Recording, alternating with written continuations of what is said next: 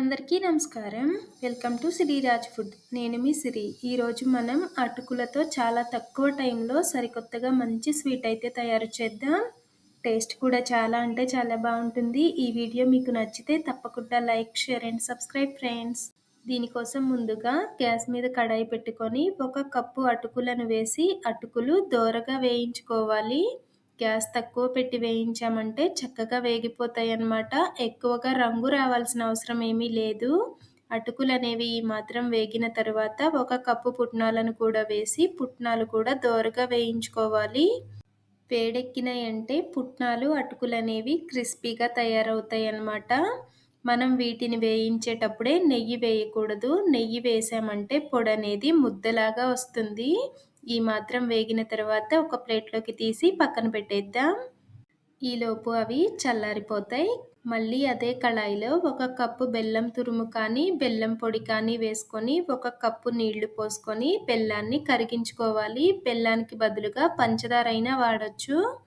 బెల్లం అనేది కరిగేసరికి మనం ఒక మిక్సీ జార్ తీసుకొని ముందు వేయించి పెట్టుకున్న అటుకులు పుట్నాలు అనేవి మెత్తగా పొడి పట్టుకోవాలి. మనం వేయించేటప్పుడు నెయ్యి వేయలేదు కాబట్టి పొడి అనేది చక్కగా వస్తుంది. నెయ్యి వేసి వేయించామంటే పొడి ముద్దలాగా వస్తుంది. ఈ మాత్రం పొడైన తర్వాత ఒక ప్లేట్లోకి తీసుకొని పక్కన పెట్టేద్దాం.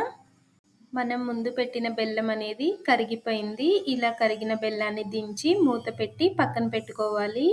గ్యాస్ మీద వేరొక కడాయి పెట్టుకొని 1 స్పూన్ నెయ్యి వేసుకొని కొంచెం బాదం పప్పు వేసి బాదం పప్పు దోరగా వేగిన తర్వాత మనం ముందు తయారు చేసి పెట్టుకున్న పొడిని నేతిలో వేయించుకోవాలి.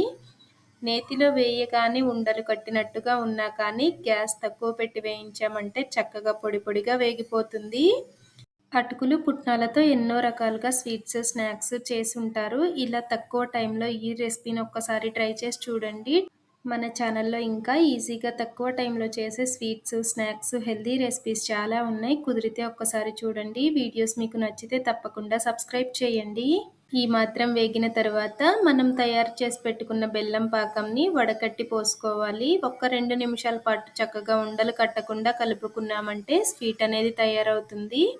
తక్కువ టైంలో ఏదైనా స్వీట్ తయారు చేయాలి అనుకుంటే అటుకులతో సరికొత్తగా ఒక్కసారి చేసి చూడండి. టేస్ట్ కూడా చాలా అంటే చాలా బాగుంటుంది.